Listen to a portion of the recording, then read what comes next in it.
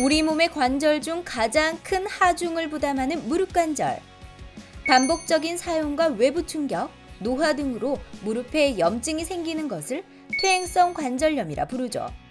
특히 여름철에는 덥고 습한 날씨로 통증을 호소하는 환자들이 많은데요. 관절염이 습도, 기압, 온도의 영향을 많이 받기 때문입니다. 주요 증상으로는 무릎이 시큰거리고 쑤시며 앉았다 일어나기가 힘들고 계단을 오르내릴 때 통증을 호소하기도 하는데요. 심할 경우는 관절 내시경 및 인공관절 등 수술적 치료가 필요하며 요즘에 로봇을 이용한 인공관절 수술이 도입되면서 빠른 회복을 기대할 수 있다고 합니다.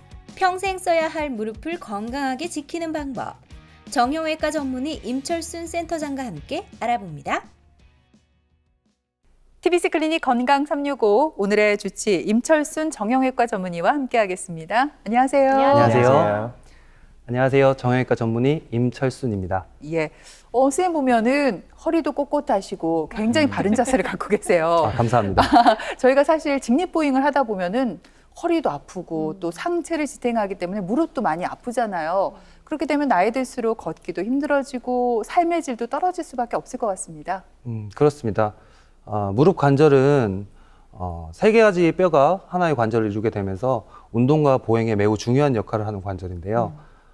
그 관절이 보행을 주로 담당한다고 생각하시면 되는데 보행은 사람들에게 있어서 매우 심리적으로, 정신과적으로 많은 영향을 미칠 수도 있고요. 또한 삶의 질에서도 많은 영향을 미치게 되죠. 또한 보행을 안 하는 사람과 보행을 잘 하는 사람과 보행을 조금 못하는 사람과 이제 최근 현대사회에서 대사질환이라든지 심혈관계 질환이 늘어나고 있는데요. 거기서 유병들도 차이가 나기 때문에 보행은 매우 중요한 요소라고 할 수 있습니다. 그러니까요. 단지 그냥 오래 사는 게 중요한 게 아니라 네. 보행을 잘하면서 그쵸. 건강하게 또 사는 게 중요한데 사실 무릎 안 좋은 분들이 주변에도 너무 많아요, 센터장님. 실제로 이 무릎 관절염 앓고 있는 분들이 참 많죠. 그렇습니다. 요즘 보고가 많이 들어오고 있는데요. 어느 한 보고에서는 65세 이상 우리나라 국민 중에서 약 80% 정도가 유병률을 가지고 있는 것으로 밝혀져 있고 또한 계속 늘어나는 추세여서 연간 10만 명씩은 증가된다는 보고도 있습니다. 이제 고령화 사회죠, 한국은. 고령 사회입니다. 네. 이제 초고령 사회에 접어들게 되는데 그만큼 관절의 중요성이 대두되고 있는 것 같습니다. 근데 이제 보통 퇴행성이라는 말이 붙으면 노화, 나이 때문인데 그러면 퇴행성 무릎 관절염도 어쨌든 무릎을 많이 써서 생기는 병이잖아요. 이게 좀 어떤 병인지, 그 증상으로는 어떤 게 있는지 좀 네. 정리를 해주시면 좋을 것 같아요. 네. 무릎의 완충작용을 담당하는 연골이 네. 쓰면 쓸수록 마모가 되는 것입니다. 마모가 되면서 염증, 부종, 통증, 변형을 일으키는 일련의 과정을 관절염이라고 보통 표현하는데요. 네. 초기에는 환자분들이 이제 많이 쓰거나 움직였을 때 통증을 많이 호소하시지만 말기로 갈수록 가만히 있어도 욱신거린다든지 시큰거린다든지 증상이 계속 호소하게 되는 것이죠. 근데 계단을 올라갈 때 특히 어르신들은 네. 이게 하중이 많이 실리다 보니까 맞아요. 너무 힘겨워하시더라고요. 이런 경우도 참 많잖아요. 그렇습니다. 계단을 올라가거나 내려가거나 또는 점프 동작이라든지 달리기 동작 같은 걸 시행하였을 때는 한쪽 다리에 체중의 3배에서 5배까지 실릴 수가 있기 때문에 네. 그런 동작을 많이 하면 아무래도 마모가 더 많아지니까 관절염이 더 진행을 할 수 있겠죠. 예. 근데 그래요. 퇴행성 무릎 관절염이라는 딱 이야기를 들으면 네. 이거는 노화 관련 있어 라고 생각을 하잖아요. 그쵸. 근데 저처럼 좀 젊은 층에게서도 많이 발생한다고 하더라고요. 진짜요? 완전 젊고 어린 사람들한테는 잘 발생하지는 않고요. 네. 나이가 어느 정도 든 사람들에게서 좀 젊은 나이에 발생하는 경우가 있습니다. 우리가 이제 원발성 관절염이라고 하면은 많이 써서 결국은 노화 때문에 발생하는 것인데 젊은 사람들에게서 발생하는 관절염 같은 경우는 2차적으로 오는 경우가 많습니다. 주로 외상성, 십자인대가 다치거나 반월상 연골이 파열되거나 아니면 그런 걸 놔뒀을 경우에 관절염으로 진행하는 경우도 있고요. 화농성 관절염이라고 해서 무릎 안쪽에 균이 들어가게 돼서 농이 형성되고 그 농이 연골을 파괴시키는 경우도 있습니다. 또한 류마티스성 관절염이나 통풍처럼 자가 면역 질환 때문에 연골 세포가 파괴되어서 추가적인 관절염이 계속 진행되는 경우도 있습니다. 네. 주로 제일 많은 거는 젊은 사람들에게서는 외상성이 제일 많습니다. 네, 그렇죠. 또 우리나라 사람들에게서 무릎 관절염이 많이 나타난다 이렇게 들었습니다. 앞에서도 65세 이상 80%가 있다고 했는데 그렇습니다. 어떤 특별한 공통점, 습관 같은 게 있나요? 우리나라 사람들 같은 경우에는 신체 구조 및 생활 습관 때문에 관절염이 특별하게 좀 잘 발생하는 경우가 많은데요. 신체적인 구조라고 하면은 O자 다리나 X자 다리처럼 다리가 휘어 있는 경우, 네. 선천적으로 그러신 분들도 있고요. 예. 또 생활 습관이라고 하면은 우리나라는 이제 양반다리를 많이 하지 않습니까? 맞아요. 양반다리. 그 다음에 나이가 드신 분들은 쪼그려 앉아서 일을 많이 하셨어요. 네. 예, 쪼그려 앉기. 네. 그 다음에 다리를 꼬는 행위. 예, 그런 동작이 계속 겹치게 되다 보니까 주로 한국 사람들은 안쪽 관절면이 많이 딸게 되는 내측 관절염을 호소하게 됩니다. 이게 사람이 습관이 무서운 것 같아요. 소파를 두고도 굳이 소파 밑에 앉아가지고 앉은 그렇죠. 다리를 이렇게 기대서 이렇게 네, 앉은 그렇게 다리 하죠. 하잖아요. 그런 거를 좀 안 해야 되지 않을까 이런 생각을 하고요. 또 이것도 좀 연관이 있을 것 같아요. 비만이라고 해야 되나? 좀 갑자기 살이 찌거나 이러면 또 하중이 많이 실리다 보니까 무릎 관절염이 또 생길 수가 있을 것 같거든요. 그렇죠. 네. 아까 전에 얘기했듯이 무릎 연골이 마모가 돼가지고 발생하는 것이기 때문에 체중이 많으신 분들은 좀 조심을 하셔야 되고요. 1차적으로 치료를 하는 과정에서 체중 조절은 첫 번째 치료법이 될 수가 있습니다. 특히 뭐 비만이신 분들이라고 하기엔 좀 그런데 요즘 네. 서구식 생활 습관의 변화로 과체중이 많이 늘어나고 있어서 네. 그건 조심을 하셔야 될 것 같습니다. 사실 무릎이나 허리가 안 좋은 분들 보면은 날씨 예보를 하시는 분 같아요. 비가 오기 전에 맞아요. 무릎이 정말 아프더라. 저 같은 경우에도 조금 쑤시고 아픈 경우가 있거든요. 그리고 날이 추우면 또 통증이 심해진다고 하는데 정말 날씨하고 퇴행성 이런 무릎 관절염하고 관계가 있습니까? 정확합니다. 예. 아. 무더위와 장마, 뭐 옛날에 여름철만 되면 뭐 저기압, 기압골의 영향을 받는다 뭐 이런 얘기 많이 들어보셨죠? 예. 외부 기압이 낮아지게 되면은 상대적으로 관절 안쪽의 기압이 고기압이 형성되게 됩니다. 그러면 팽창하는 힘으로 인해서 관절 통증이 좀 심해지는 경우가 있을 수 있고요. 또는 여름에 에어컨 바람을 쐰다든지 네. 또는 겨울에 찬바람이 들면 무릎이 시큰거린다, 네네네. 욱신거린다라고 하시는 분들도 계신데요. 그런 분들 같은 경우에는 무릎 통증이 강직 때문에 오게 되는 분들인데 추위에 접하게 되면 아무래도 유연성이 좀 떨어지다 보니까 통증이 생기죠. 그래서 온도, 습도 모두 다 관련은 있고 뭐 기전은 다르지만 통증을 좀 더 일으킬 수 있습니다. 근데 제가 알기로는 무릎 연골에는 통증을 느끼는 세포가 없잖아요. 와, 근데 어떻게 이 통증을 느끼게 될지 너무 좀 예리한 질문 아닙니까? 어떻게 아셨는지 모르겠는데요. 네. 네, 무릎 연골에는 사실은 진짜 통증을 수용하는 리셉터는 없습니다. 진짜요? 하지만 무릎 연골이 닳다가 네. 뼈가 노출이 되거나 네. 뼈에 점점 더 하중이 가해지게 되면은 그때부터 통증이 발생합니다.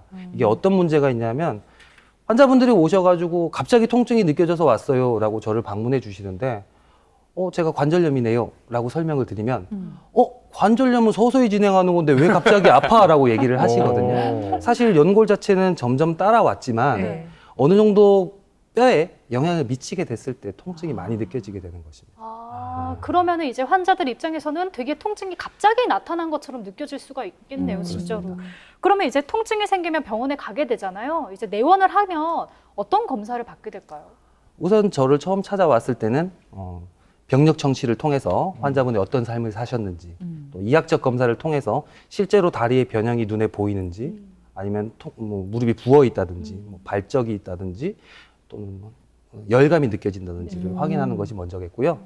그 이후에 이제 가장 중요한 검사는 단순 방사선 촬영입니다. 우리 흔히 엑스레이라고 하죠. 네, 엑스레이 촬영을 하게 되는데 제일 중요한 것은 체중 부하를 해서 촬영을 하는 게 제일 중요합니다. 왜냐하면은 체중 부하를 했을 때 관절 간격에 정확한 측정을 할 수가 있게 되고요.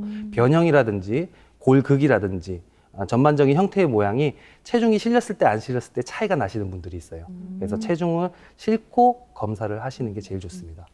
그 이후에도 이렇게 초기 치료를 시행하였는데도 불구하고 계속 통증이 있거나 아니면은 엑스레이만 찍었는데도 너무 많이 손상이 발견되어서 수술적 치료를 고려하고 있을 때는 MRI 촬영을 시행할 수가 있습니다. 네.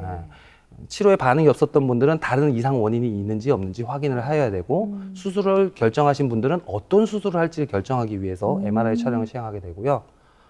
가끔 저에게 오시는 분들 중에 CT는 안 됩니까? 라고 물어보시는 분들이 계시는데요. 네. CT 같은 경우에는 뼈 자체만을 볼 때는 굉장히 도움이 되는데 네. 주변에 연부 조직이라고 하죠. 인대, 반달 연골, 연골이 얼마나 남았는지를 보는 데는 MRI가 좀 더 정확한 결과를 보여주는 것 같습니다. 네. 일단 병원에 처음 방문하면 기본적으로 엑스레이를 찍어서 알 수 있잖아요. 근데 엑스레이 상에는 관절염이 굉장히 심한데 본인은 잘 못 느껴요. 뭐 이만하면 참을만 하다. 이렇게 지내시는 분들이 있는데 이때 치료하지 않고 그냥 둬도 될까요?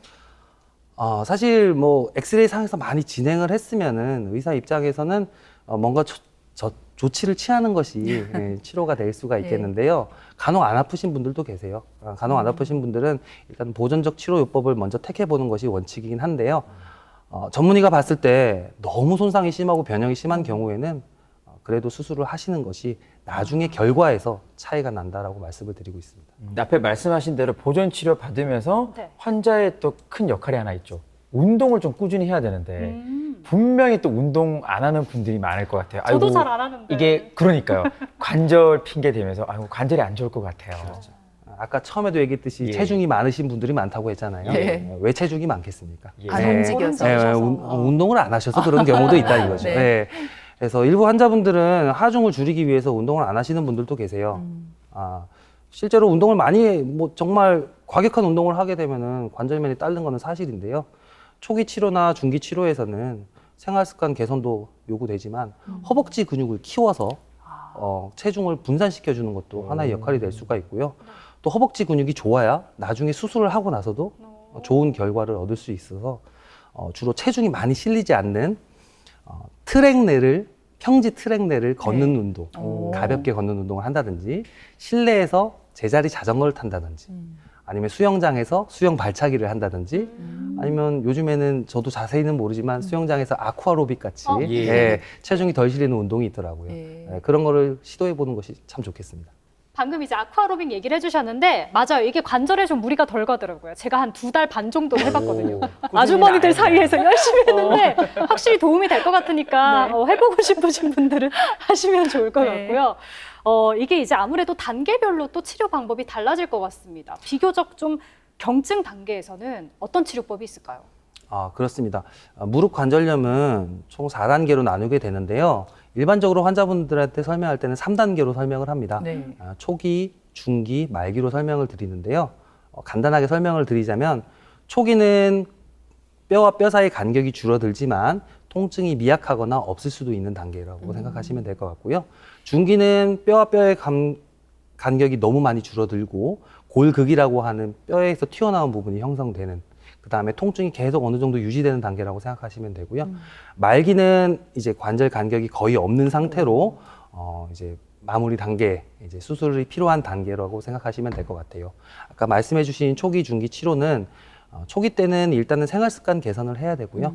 아까 전에 말씀드렸듯이 체중을 좀 줄이는 방법을 좀 택하시는 게 좋을 것 같아요. 생활 습관 개선이라고 하면 아까도 설명드렸듯이 양반다리 너무 많이 하지 않기, 네. 쪼그려 앉지 않기, 그다음에 내리막, 오르막 같은 거 조심하기.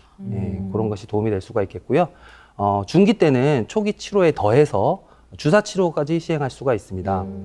우리가 흔히 아는 연골 주사라든지 뼈 주사라고도 하는 스테로이드 주사 또는 DNA나 뭐 콜라겐 주사 이런 거 들어보셨을 거예요. 이런 것도 시행할 수가 있겠고 더 이상의 연골의 마모가 좀 적어지도록 먹는 약, 그다음 염증을 줄이기 위해서 소염 진통제 등을 복용할 수가 있습니다. 네. 그 말씀하신 주사 치료 중에 뼈 주사라고 우리 어르신들이 굉장히 자주 많이 맞으시는 네, 주사가 맞습니다. 있잖아요. 예. 병원을 옮겨 다니시면서 이걸 맞는다는 분도 계신데 이게 양날의 검과 같지 않을까 저는 그런 생각 해봤어요. 효과는 좋지만 이것도 의존해서는 안 되겠죠. 네, 맞습니다.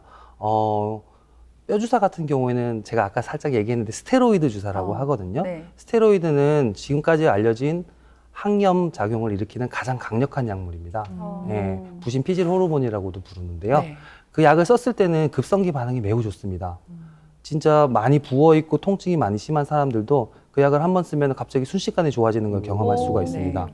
그래서 뭐 초기 잠깐 동안의 치료로 사용하는 것은 문제가 없는데요. 장기간 사용했을 시에 스테로이드에 대한 부작용 때문에 면역력이 줄어들어서 아까 얘기했던 환홍성 관절염이라고 해서 무릎 안에 균이 들어간다든지 예. 또는 오히려 연골이 더 녹는 경우도 발생할 수가 있습니다. 어머나. 예. 그다음에 사용을 계속 지속하게 되면은 먹는 약과 병행했을 시에는 쿠싱병이라고 하는 네. 장기 스테로이드 부작용까지도 나올 수가 있어서 네. 단기간 잠깐 동안 너무 통증이 심한 사람한테는 사용할 수가 있지만 저는 연 4회까지만 연 4회까지만 좀 허락하도록 하고 있는데 이거는 사실 뭐 의사 선생님들 사이에서 의견이 분분하기에 예, 많이 맞지만 않으면 좋겠다. 예, 그렇게 알고 계시면 될 것 같습니다. 그러니까 뼈 주사는 이제 통증 완화를 위한 일시적인 치료라고 볼 수 있을 것 같고, 그렇죠? 그렇습니다. 그러면은 연골 주사는요? 이것도 좀 비슷한 종류인가요? 이름이 연골이 붙다 보니까 연골이 재생될 것 같고. 아, 그렇습니다. 진짜요? 기대감이 막 솟아오르고. 네. 우와. 어느 정도는 있습니다. 연골 주사라고 하는 거는 히알루론산이라고 불리는 물질을 관절 강안에 주사를 놓는 건데요. 네. 관절 안쪽에 원래 활액이라고 하는 물이 있습니다. 그 물의 구성 성분 중에 하나인데요.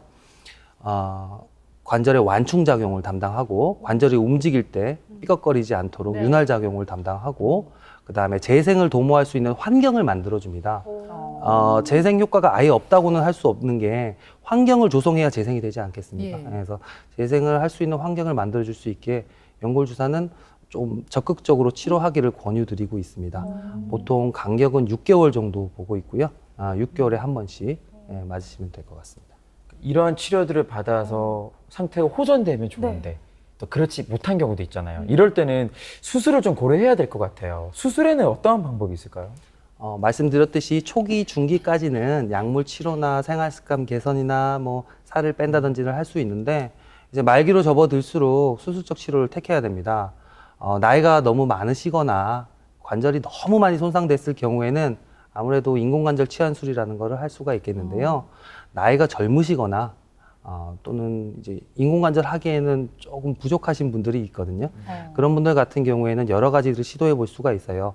첫 번째는 관절 내시경이라고 해서 안쪽에 파열된 반월상 연골을 정리한다든지 또는 연골이 깎여져 있는 부분이 있거든요. 그 부분에 미세 절골술을 시행해서 재생을 좀 도모해 본다든지 그다음 미세 절골술에 더해서 줄기세포라고 하는 연골을 좀 재생시킬 수 있는 물질을 좀 투약을 한다든지 그런 방법을 택할 수가 있겠고요. 아까 전에 말씀드렸던 변형 때문에 관절염이 더 심해지기 때문에 변형을 바로 잡을 수 있는 우리 O자 다리나 X자 다리로 휘어 있는 다리를 반듯하게 펼 수 있는 절골술이라는 것을 시행할 수가 있습니다. 수술 방법이 많죠. 근데 각각 시행할 수도 있고 네 가지를 한꺼번에 시행하는 경우도 있고 그런 경우도 있어요. 꼬집어내서 2개 정도만 하는 경우도 있습니다. 근데 이게 환자들마다 다 달라요. 어떻게 이 환자에게 도움이 되는 수술법을 택하는 것이 저희 전문의가 할 일이고 오시면 설명해 드리도록 하겠습니다. 네. 보통 보면은 연세가 드신 분들 나중에는 인공관절 수술을 많이 하시더라고요. 네. 근데 요즘 인공관절 수술할 때 로봇을 이용해서 하기도 한다고 들었는데 어떤 장점이 있나요? 네. 인공관절 수술은 수십 년 동안 매우 발전해 왔습니다. 여러 가지 뭐 내비게이션 술식이라든지 또는 기타 고식적 술법 또는 이제 금속 재료도 굉장히 다양하게 변해왔고 관절 안쪽에 넣는 인공 연골도 굉장히 발전해 왔습니다. 하지만 결국은 뼈를 절제를 하고 그 절제된 위치에 이제 금속 재질을 집어넣고 그 사이에 무릎 연골, 인공 연골을 넣는 수술인데요. 제일 중요한 결과를 얻게 되는 게 정확한 위치에 들어갔는지, 정확한 사이즈가 들어갔는지, 아니면 절제가 정확하게 일어나서 금속과 남은 뼈가 아구가 딱 맞는지 이것이 가장 중요한데요. 로봇 수술기를 이용한 인공관절 수술은 미리 시뮬레이션을 좀 해볼 수가 있습니다. 3차원 CT를 이용해서 원래 위치대로 원래 환자의 모양대로 환자가 좀 더 나아지는 방향대로 정확하게 들어갈 수 있게 시뮬레이션을 해볼 수가 있고요. 예전에 내비게이션 술식도 이렇게 가능은 했는데 실제로 뼈를 자르게 되는 과정에서는 의사가 자르게 되어 있었습니다. 하지만 로봇 수술기는 시뮬레이션 그대로 오차가 없이 뼈를 절제할 수 있는 장점이 있습니다. 따라서 틀을 댄다든지 틀을 대서 의사가 자른다든지 구멍을 내서 의사가 자른다든지 하는 동작이 없기 때문에 회복 기간이 빠르고 좀 더 자기 무릎의 정확한 사이즈의 인공관절 치환물을 고정시킬 수가 있게 되는 것이죠. 근데 사실 의사의 모든 역할을 로봇이 대신할 순 없잖아요. 이렇게 멋있는 의사 선생님 어떻게 대신하겠어요, 로봇이. 감사합니다. 예, 제 진심이 같아요, 느껴졌으면 감사합니다. 좋겠습니다. 그러니까 수술에서 어디까지가 좀 로봇의 역할인지가 좀 궁금하네요. 일반적인 인공관절 수술법과 로봇 수술기를 이용한 인공관절 수술법은 동일합니다. 사실은. 예, 절제 범위도 동일하고요. 그다음에 정리를 하는 것도 동일합니다. 모두 다 이제 의사가 하는 것인데요. 뼈를 절제하는 과정만 로봇 수술기가 대신해 준다고 생각하시면 됩니다. 대신에 의사가 자르는 것보다 더 정밀하게 자른다는 장점이 있는데요. 의사가 자른다고 해서 그렇게 오차가 심한 것은 아니고요. 다만 조금 더 정확하게 정밀하게 시뮬레이션 할 수 있다는 장점이 있습니다. 사실 환자 입장에서는 수술을 앞두고 좀 두려움도 있지만 맞아요. 기대감도 있어요. 그쵸. 내가 수술 후에 어떻게 변화될 것이다. 또 수술 후에 만족감도 환자마다 다 다를 것 같아요. 그렇습니다. 이제 사실은 수술을 결정하는데 제일 중요한 요소는 통증입니다. 우리가 수술을 하는 이유는 통증을 줄이려고 수술을 하게 되는 것이거든요. 인공관절 수술을 한다고 해서 20대처럼 뛰어다니거나 30대처럼 수영을 할 수 있다거나 그런 거는 아니고요. 통증을 줄여주는 수술인데 그거에 대해서 제일 많은 만족을 얻기 위해서는 근력이 좋아야 됩니다. 허벅지 근력이 좋고 변형이 좀 덜하고 그다음에 통증이 심한 사람들은 수술하고 나면 굉장히 만족을 하시고요. 다리 근력이 너무 약하거나 또는 변형이 너무 심하거나 통증이 미미했던 분들 같은 경우에는 수술을 하고 나면 수술로 인한 통증이 또 생길 수가 있어서 썩 만족하지 못하시는 경우도 있는데 대부분은 다 만족하십니다. 그렇군요. 네. 그렇다면 수술 후에 그 회복 기간은 어느 정도나 걸리는지 궁금하고요. 이때 또 주의해야 할 사항 같은 건 없을까요? 회복 기간이라고 하면 저는 사실은 보조기를 차는 기간까지 모두 포함해서 설명을 드리는데요. 3개월 정도라고 말씀을 드립니다. 그럼 깜짝 놀라시거든요. 다른 병원에서는 1개월이라고 했는데. 네, 그거는 이제 재활 기간이나 보조기로 고정하는 기간의 차이 때문에 아마 그렇게 설명을 바꿔 들으신 것 같고요. 기본적으로 걷는 행위는 일주일 안에 모두 다 가능합니다. 일주일 안에 걷고는 다 하실 수 있는데 물론 통증은 있습니다. 예. 그리고 재활 기간은 한 달 정도, 무릎을 굽혔다 폈다를 모두 이룰 수 있는 기간은 한 달 정도라고 생각하시면 될 것 같습니다. 근데 이제 고령 환자가 기저질환도 많이 가지고 있잖아요. 아무래도 인공관절 수술이라고 하면 몸에 좀 무리가 갈 것 같은데 해도 될까요?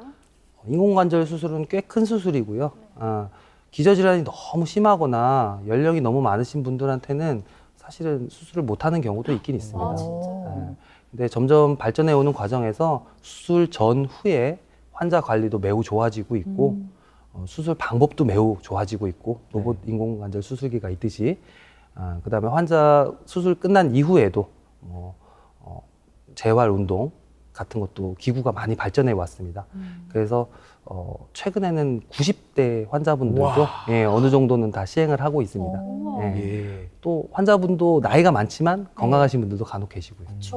그럼 90대 되신 분도 수술하고 바로 일어나서 이렇게 걸어 가실 수가 있다는 말씀이세요? 이론적으로는 가능하죠. 이론적으로는 가능하고 저도 억지로 시키는 편인데요. 네, 잘 하시는 분들도 있고 조금 부족하지만 열심히 노력하시는 분들도 있습니다. 이 노래가 생각나네요. 치료에 나이가 있나요? 근데 아무래도 최적 시기는 있나요? 있을 것 같아요. 이게 최적 시기. 일단은 아예 정해진 거는 없는데요. 65세 이상에서 3, 4기 이상의 관절 마모가 많이 심한 사람들에게 한해서 보통 시행을 하게 됩니다.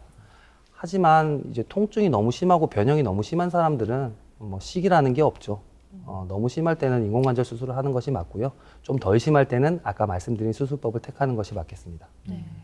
그 앞에서 계속 얘기를 조금 해주셨는데 인공관절 수술 후 관리 중에서 특히 재활이 그렇게 중요하다고요. 수술하고 가신 분들 중에 가장 많이 불편을 호소하시는 분들이 관절이 다 안 펴지거나 안 구부러져요라고 얘기하시는 분들이 제일 많거든요. 저희가 열심히 운동을 시켜드림에도 불구하고 통증은 사람마다 다르기에 통증이 너무 심하면 하기 싫어하시는 분들도 있고요. 또 통증을 참고 잘하시는 분들도 있고 통증이 없어서 잘하시는 분들도 있습니다.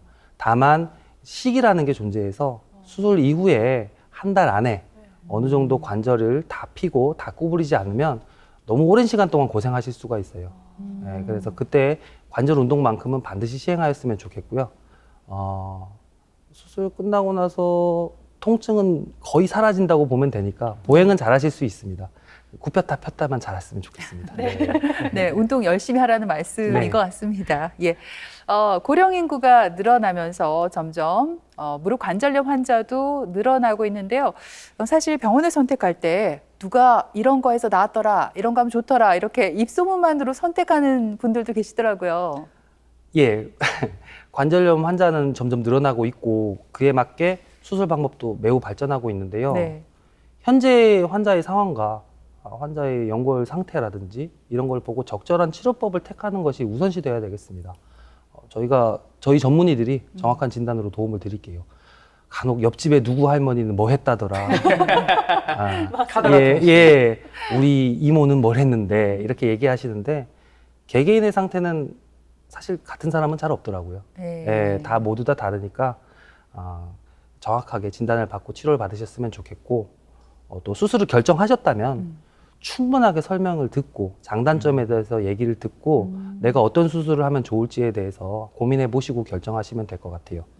수술은 저희가 잘할 테니까 그다음에 올바른 치료를 잘 하셔가지고 통증 없이 보행하는 그런 행복한 삶을 누리셨으면 좋겠습니다. 네, 모든 분들이 수술 전후에 또 적절한 운동을 통해서 무릎 관절을 잘 지키셨으면 좋겠습니다. 네. 그 대표적인 게 오늘 들으신 대로 이제 가벼운 달리기인데 그냥 막 아스팔트나 급경사 달리시기보다는 푹신푹신하거나 아니면 흙길을 달리시는 걸 추천드립니다. 그리고 하나 더 있습니다. 이렇게 하루를 열심히 달리셨다면요. 이틀 정도는 좀 쉬면서 근육과 힘줄에 좀 여유를 주고 휴식을 주는 게 좋다고 하니까 명심하시기 바랄게요. 네, 그래요. 지금까지 여러 가지 도움 말씀에 임철순 정형외과 전문의께서 수고해 주셨습니다. 오늘 말씀 잘 들었습니다. 감사합니다. 예, 그리고 철원 씨, 이은 씨도 수고했습니다. 고맙습니다. TBC 클리닉 건강 365 저희는 다음 주 시간에 다시 뵙겠습니다. 고맙습니다.